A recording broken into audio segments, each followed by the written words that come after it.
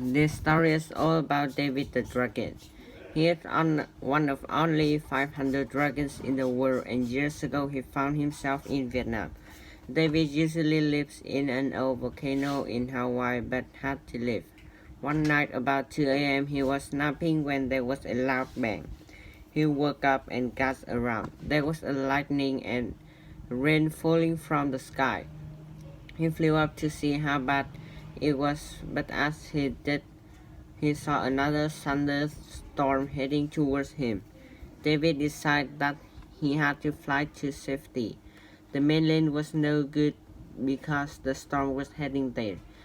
That only left the sea. He decided to fly to Japan. David has a grandfather who lives in Japan, and he always liked to visit him. After flying for 5 hours, he started to feel fatigued.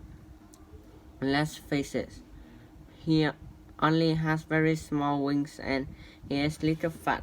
Anyway, he tried and tried, but he was losing altitude and started getting close to the sea. He was still very far away from Japan, and the closest land was Vietnam. He decided to stop in Vietnam for a rest. First, he went to Ho Chi Minh City and loved the food there. The people were friendly and the wings were not too expensive. Then he traveled up to Da Nang, but he thought it was boring. Then he went to Hue and stayed for a few days. The food in Hue was unlike that of Ho Chi Minh City.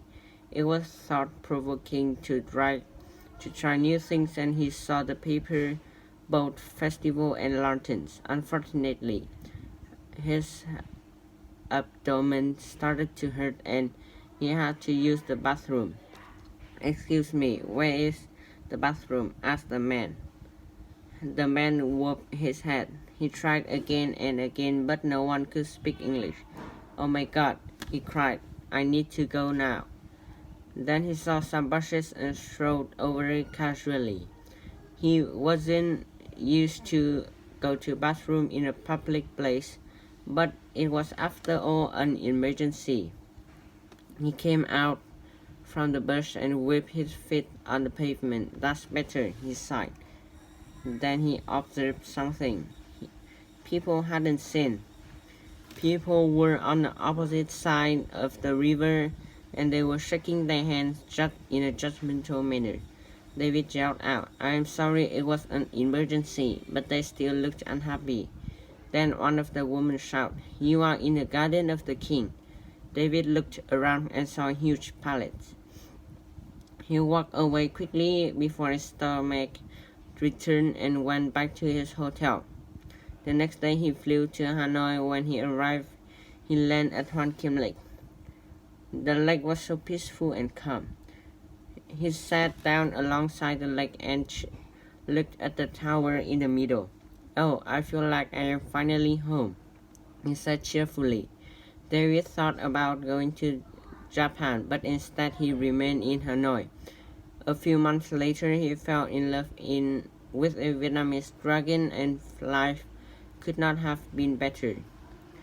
Unfortunately, some people in Hanoi were not as nice as people from the other place he had been, and they would be impolite about his weight and call him names. Some would rub his tummy or say, "How many kilos?" The thing that made David most miserable was when girls looked at him and said, "Oh, he would be so handsome if he was not so fat." He loved living in Hanoi, but he didn't know what to do. If he lived there, people would continue to be mean and horrible. If he left, he would have to leave the girl he loved. What could he do? David still lives in Hanoi, and he has a nice home. He doesn't care about what people say, and he doesn't listen when they say bad things. He knows that people who say cruel things are bad people, and as long as he was a good dragon and did good things, then he would always be the best.